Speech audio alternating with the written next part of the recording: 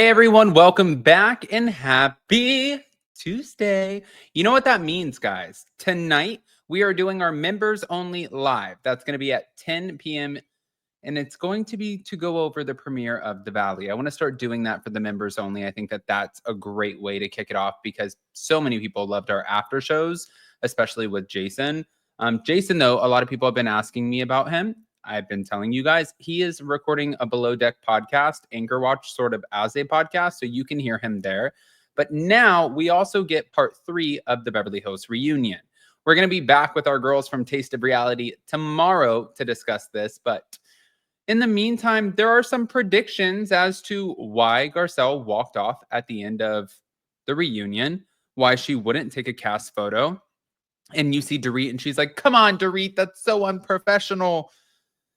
Or, come on, Garcelle, it's so unprofessional. And I'm like, I don't think she cares, girl, the way that she's walking off. But we're going to get into all of it.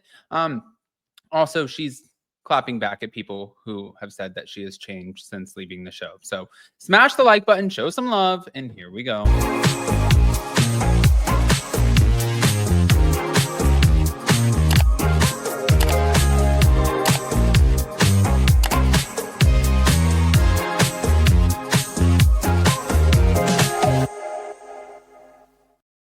Okay, guys, so I, for one, am going to miss Garcelle on the show. I think that she's a great balance. And if anything that I'm looking forward to with her exit, I guess, is just kind of seeing how Sutton Stracke is going to be a standalone on the show.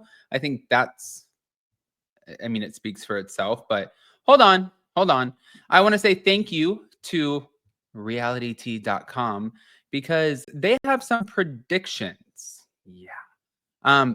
Of course, we were all shocked when she announced that she was going to be departing from Beverly Hills. That was in March. That was an Instagram post. But she told her fans that she wanted to focus on her family and other creative projects.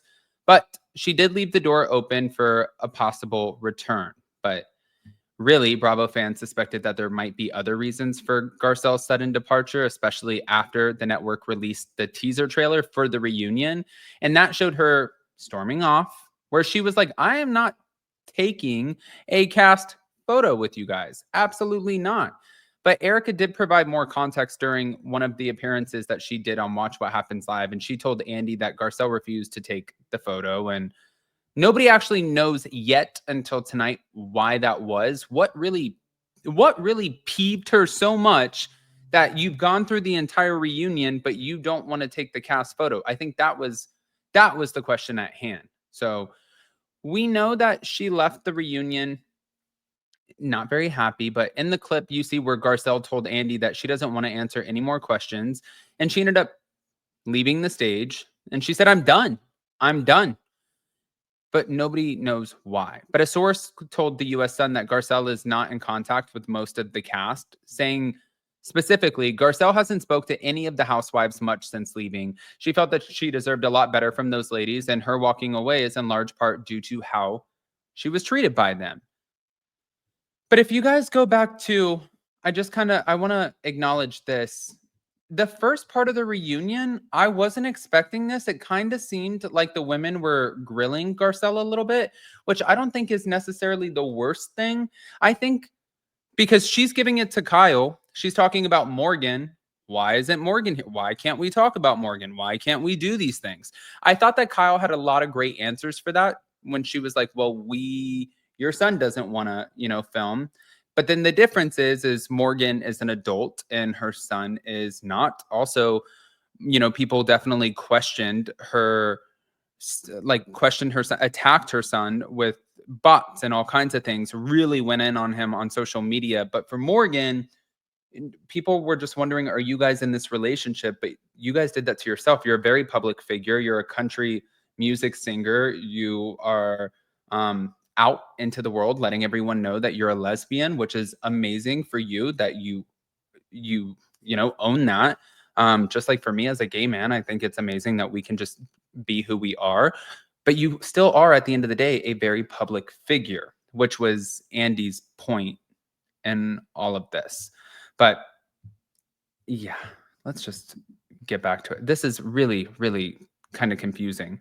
But we saw the women grill Garcelle about her personal life in part 1. And then We are thinking that maybe it might go into part 3. She usually remains pretty calm when it comes to conflict, which now makes everybody and all of like the Bravo fans wonder what actually transpires in part 3, because it would have to be pretty intense. But maybe, and this is Reality T's prediction, maybe one of the women asked her a question that crossed the line, and Garcelle is very protective over her family, and maybe because we've seen this line crossed in the past, that was something that was really like the final nail in the coffin. I don't know if you guys remember, but Erika cursed out one of her teenage sons, and maybe one of them asked Garcelle a personal family question that really just pissed her off. But I don't actually know. We'll find out. But Garcelle and Sutton, if you guys look back, they joined the cast of Beverly Hills in season 10. They became fast friends, and Garcelle, I mean, she seemed to like Sutton and her quirky little personality, and she defended her against everyone all the time.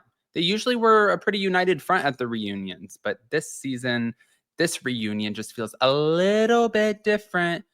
And I think that Garcelle might have felt left, like left to the side by Sutton and probably let down, like she wasn't defended. Sutton and Garcelle, I think for the longest time, Garcelle really threw herself out there to have Sutton's back. And now she's probably like, well, I had your back, but why did you not have mine? If that makes sense. Okay. Well, speaking of which, Garcelle addressed some critics who decided to come in and say that she has changed since leaving the show. I think it's wild to say that she's changed because we haven't seen enough of her to know what that means. Like, changed how? What has she done? She's not on TV right now. She's working on other projects. Is it because she's not publicly supporting some of the other women? Is it because she's not publicly promoting a lot of the show right now? What part of her has changed? Because that for me doesn't really make sense. But I do like the clapback because she said, no, I healed, I learned, I grew, I set boundaries, and I stopped settling. I put myself first, which further goes back and supports what she was saying from the very beginning, that she wanted to focus on her family and particularly her sons. And she didn't leave in like some crazy, like even though she walked off the set, her statement and her Instagram post was it was very professional. It was very, thank you to everybody who's involved in the production. Thank you for the amazing platform and the opportunities that have been provided to me throughout this journey of me being on the Housewives. And it wasn't like she just left and was like, I'm going to sue you guys. I'm out of here. Bravo ruined my life. And the show sucks. She didn't do that, Even if you see Lisa Rinna, the way she talks about the show now, she's like, guys, it's the Titanic. Let's be honest. Like, she really trashes the show all the time. Garcelle did not take that approach. I think it's something to do with the conflict. I feel like there was a conflict between her and Bose. And I think that also Garcelle digs a little bit more, or not Garcelle, but Erika digs a little bit more into Garcelle after saying, I wish that you were more interesting. I think that Erika was probably told behind the scenes that really got under her skin. Maybe can you do that again? Or is there more that you can do to dive into that? And also, this is one of the first times where Erika is on the end of the couch. So maybe she feels, I didn't have a great season. So why don't I jump in here and see if I can't just like get her ignited a little bit? We'll find out. It's all happening tonight. Again, don't forget that I am doing the after show tonight for the members only. That's going to be at 10 p.m. Eastern, which is 7 p.m. Pacific. And then tomorrow we'll be back at 12 p.m. Eastern with Taste of Reality. And we'll be talking about Beverly Hills and the Valley at the same time. I love you guys. We'll see you so very soon. And bye.